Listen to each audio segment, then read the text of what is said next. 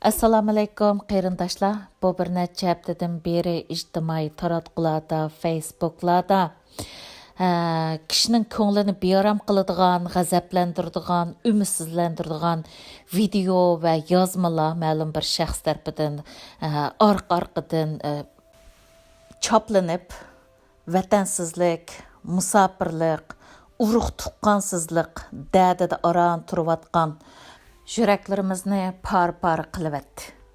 Her gün degidek anlavatqan, vatandan kelivatqan şum xabarlar Xitayning zulümleri, aran-aran ketivatqan, aran-aran turgan nervlarimizni kadın chiqarıvatıdı.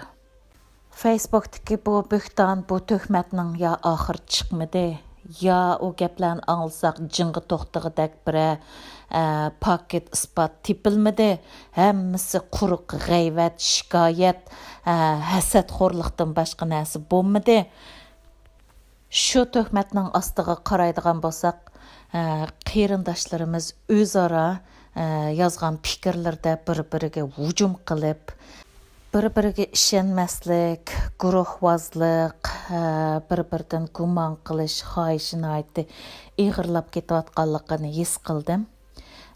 Ahvolning haqiqiy amaliyotdan xabar bor kishilar bo'lsa sukutda. Bu ishlarning qachon oxiri chiqadi deb bugun shu Facebookni arlavatib bir qarindishimizningki yozmasiga ko'zim tushib qoldi. Şu o'qib söyündim. Bu xeyli uzun yazma ekan, 2 qatim chaplagan 2 kundagi yazma ekan. Şu qarindoshlarimizning vaqtini tejash hamda latinchani o'qiy olmaydigan qarindoshlarimizga qulaylik bo'lish uchun men mushu yozmani bir o'qib taqtib qo'yishni loyiq ko'rdim. Shu qarindishimizdan Alloh rozi bo'lsin. Ro'za Ramazonda Alloh ecr bəsun haq üstüdə sözlügini üçün. Tuğluq Abdurazaqның sözlərə rədiyə. Yazğıcı Turdu Qoca. Tuğluq bir Uyğurni Xitayning casusi dəb ayıpləşdən artıq haqarət yox. Bolubmu bugünkü gündə Uyğurlar üçün qo'lidan kelganini qilib kelayotgan birisi uchun bundaq töhmet kechirgili bo'lmaydigan jinoyat. Yaqindan beri yozgan so'zlaringdan og'zingdan chiqqanni qulug'ing tuymaydigan bir kasalga giribdor bo'lgandek tursan. Gapni aniq qilmasam bo'lmaydigan mijozimni bilasan. Shunga bularni demasdan turolmadim. Sen yaqında UAE prezidenti İlşad Hasanni xoin deb jakarlading. Amdi Rishadni. Men o'zingning qilganlarini xotirlatib o'tmasam bo'lmaydigandek turdi. Tuğluq. Sen UAE'ning qurg'uvchilaridan biri. Ammo UAE uchun qilgan ahamiyatli bir ishni qilib baqdingmi? UAE qurilib uzun o'tmay, azroq besim kelishi bilan tashkilotdan istifa berding. 4 yildan keyin UAE kuchlanib, Amerikaning ma'naviy va moddiy yordamiga erishganda, qaytadan hayatlikka o'zingni ko'rsatding. Ammo ovoz yetmay, Nuri prezident saylansa, men prezidentdan boshqa hayatlikni qabul qilmayman deb shu zaman istifa berding. Darding xizmat qilish emas, obro'ykashlik ekanligini butun jamoat oldida isbotlading. Undan beri UAE'ni qo'llab baqqaning yo'q. Aksicha, har bir fursatda orqadan pichoq urib kelding. 2004-yili UAE kuchlanib Amerikadan pul kelishga boshladi. Bir qism odamlar jamoatning qarshi turishiga qaramay, hukumat qurdiq deb ish qila olmaydigan yo'g'on qalpoq bilan jamoatni aldab bo'lgunchilik qildi. Buni qo'llaganlardan biri sen eding. Mashrab komni qurib, UAA bilan raqobat qilamiz deb pitni bozori qurganmi sen eding. Faoliyatlarga oyda yilda qatnaşmaysan. Oldingi qatim bir namoyishga chiqib qo'yib ekansan. Mening so'zlash huquqimni bermidi deb jor silib, bu satchiliklarni o'ttirg'i chiqarding.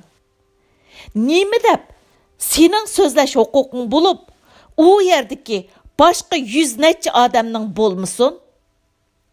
UAA ga bo'lgan qo'llash bo'yicha so'z haqqi bersa, sening navbating eng orqada keladi. Bugun vatandagi vaziyat go'shtdan o'tib so'ngakka yetdi. UAA, Dünya Uyg'ur Qurultiyi va boshqa tashkilotlar jiddiy harakatga o'tdi. Mushundaq bir aldirashchilik va jiddiy vaziyatda UAA va boshqa tashkilotlarning orqada turib, qo'llashning o'rniga Elshadni xoin deb jaqrab dunyoga sarangliqingni oshkorlagan eding. Endi Amerikada Uyg'urlarga eng ko'p yordamda bo'lib kelayotgan UAA'ning orqasida izchil qo'llab kelgan Rishad Abbasni xoin devatsan. Shu Rishadning singlisi bo'lgan Roshan Abbas yaqinda New York va Washingtonda o'tkazilgan namoyishning aktiv tashkillovchilari edi. Sening bundaq bir vaziyatda nima deb bu bombani etib jamoat diqqatini burashqa uringaningni tushungil bo'lmaydi. Ammo sening ko'rgichiliging bormi yo'qmi? Bu bombang bir ketman po'xtak o'zingning beshiga portildi. Sen logikalik tafakkur qilish qobiliyatingni yo'qotganliging aniq.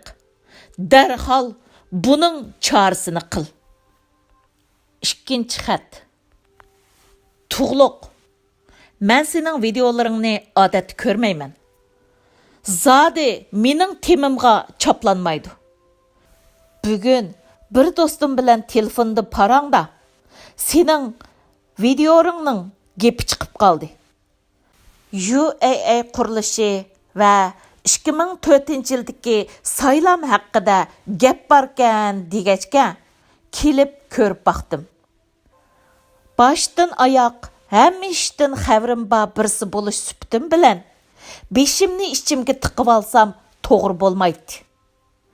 Buni o'qiyotganlarning ba'zilari bu so'zlamoqchi bo'lgan 20 yil oldidagi ishlardan xabarsiz. Ba'zilar tex tug'ilmagan bo'lishi mumkin. Shunga o'zimni ozroq tunishtirib o'tishim kerak bo'ladi. Beshidan boshlasak, sen siyosiy faoliyatlardan o'zingni qochirib yurganda, yana UAA qurilishidan burun men siyosiy faoliyatlarga aktiv qatnashib, rahbarlik qilib yurganimni shu zamonda Amerikada bor odamlar yaxshi biladi. Kongress a'zolariga xat yozish, ishxonalarni ziyorat qilib, Uyg'ur ahvolini anglatish degandek faoliyatlarga sen yo'q vaqtlarda ko'p qatim qatnashdim. Radio qurib berish haqida xat yozib, Ablajon Laylnaman va Mo'ng'ul do'stimiz Bahar bilan kongressga borgan tuq. 1997-yili G'ulji vaqasidan keyin Washingtonda bir kecha uxlamay bir qancha Uyg'ur Amerikalik do'stlar bilan varaqchi tayyorladim. Lozunkalarga shuar yozdim. U namoyishlarda sen yo'qding. Chunki sen siyosatga aralashmay, o'quvchilar uyushmasining ishlari bilan mashg'ul yurishni tanlagan eding.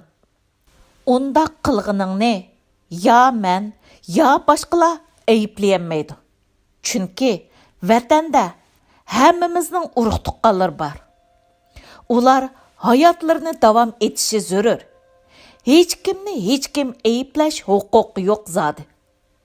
Mening onam dehqon bo'lg'achqa, menga besim ozroq edi. Onam shu necha mo yerini terib, jon baqatdi. Xitoylarning meni qisqidak yeri bo'lmag'achqa ancha qo'rqib ketmadim. Bu gaplarni bu yerda deyishning o'rni yo'q edi. Ammo sen xuddi burun barliq kelgan natijalarda sendan boshqa odamlarning ajri yo'qdek so'zlagachka, buningga majbur bo'ldim. Amdi UAA qurilishi kongressiga kelsak, sen degandek boshqalarni videoga olmanglar dedik. Ammo videoga olganlar sen bilan qaysarli emas. Boshqalarmi bor? Rasmga olganlarmi ham shundoq. Amaliyotda eng ko'p videoga olgani sen yoki qaysarmi emas. U videolarning Xitoyga ketgani haqida so'z cho'chak bo'ldi. Ammo Rishad emas, boshqalarning Xitoyga yo'llaganligini hozirmi sening peshingda cho'gilab yuradigan yaqinlaring menga so'zladi. Men UAA'ning prezidenti bo'lgan vaqtimda qayta so'rab baq ulardan, ishonmasang. Sen endi uni Rishadning beshiga ortibsan. Bu bir qip-qizil yolg'on. Rishad hamma saylamlarni kontrol qildi debsan. Bumi qip-qizil yolg'on. Ham mendek, olimdek, Nuriydek UAA prezidentligiga saylanib xizmat qilganlarga qilingan haqorat. Meni hech kim saylatqani yo'q. Xalqning ko'zi ochiq bo'lg'achqa qilgan ishlarimni ko'rgachki sayladi. Zodi u chaqda men bilan raqobatlashishga hech kim tushmagan edi. Seni ichiga olgan qurg'uchilarning hammasi o'zini nomzodlikqa ko'rsatmadi. Balki Xitoylar oildikilari orqali tahdid qilgando deb tushundim. Agar Rishad sen ayblagandek boshdan boshlab Xitoyga ishlagan odam bo'lsa, Xitoy uni tahdid qilib to'sib qo'ymasdan, balki UAA'ga so'qib kirgizadi. 2002-yili mendan keyin Olim Seyitov UAA'ga prezident saylandi. Uningmi da'voda qobiliyati bo'lg'ach, xalq sayladi. U Rishad qo'rchoq qilib turg'izib qo'ygan birsi emas. 2004-yildagi saylamdimi Rishadning hech aloqasi yo'q. Zodi berib qatnashdi. Bir beltin berdi xolos. U yig'inning tayyorlik ishlariga boshdan oyoq aktiv qatnashdim. Yig'in kunimi tashkillash, boshqarish ishlariga aktiv qatnashdim. Shunga boshdan oxirigacha hamma ishdan xabarim bor. Mening hech kimdan zakaz yoki buyruq olmaydiganligimni Amerikada burundan meni taniydigan hamma odam yaxshi biladi. U kuni saylam nihoyatda tartibli bo'ldi. İntizamni ching boshqurdik. Ballatlar yig'ilib bo'lgandan keyin oramizdagi hech kimga yon bosmaydigan mo'tivarlarimizdan G'ulomdin kam, Adhamjon akam va Ablikim Baqa akalarni belat sanashga tayinladik. Adil sanash natijasida xalqning Nuriga ko'p ovoz bergini aniq bo'ldi. Zodi xalqning ko'zi ochiqkan. Davoni anglitishda Nurining seningdan yaxshi qila oladiganligiga ishongani uchun uningga ko'p ovoz berdi. Rishadning hech qo'li yo'q uningda.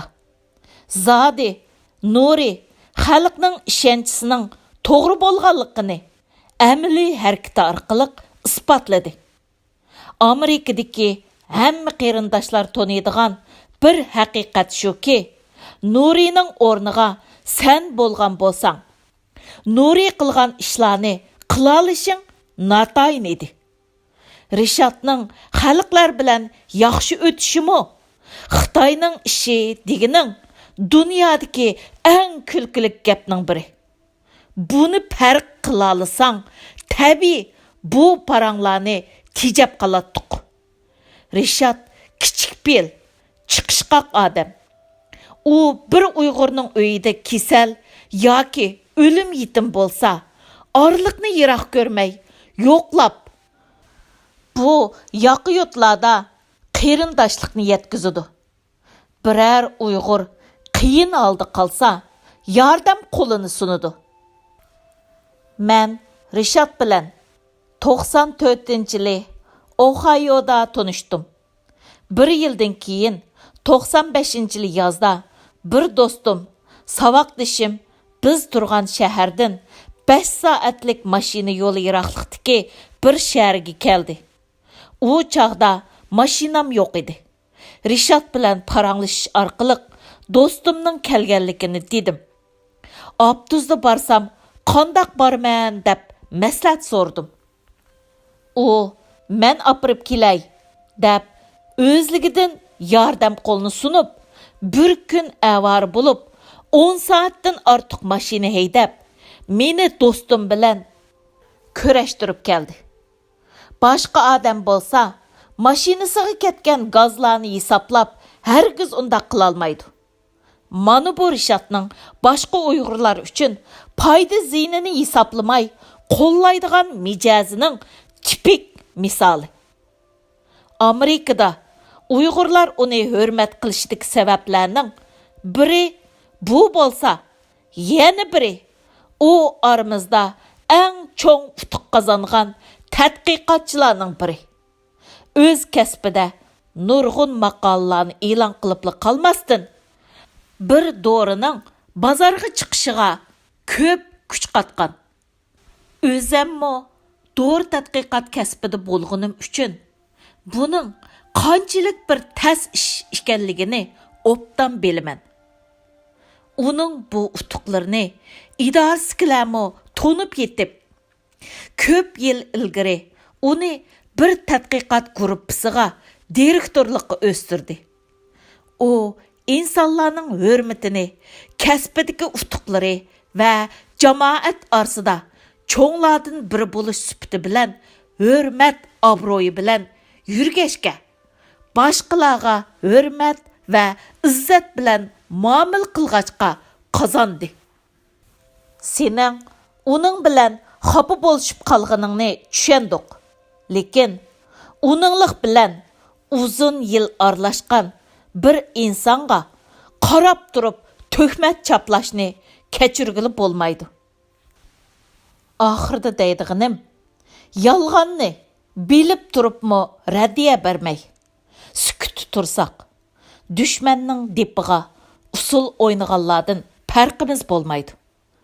Xitoylarning chet ellardagi da'voga qila oladigan eng unumlik buzg'unchiligi orga fitna fasod terib, ittifoqsizlik tug'dirib, jidal chiqarib, diqqatimizni va kuchimizni da'vodan bo'lish.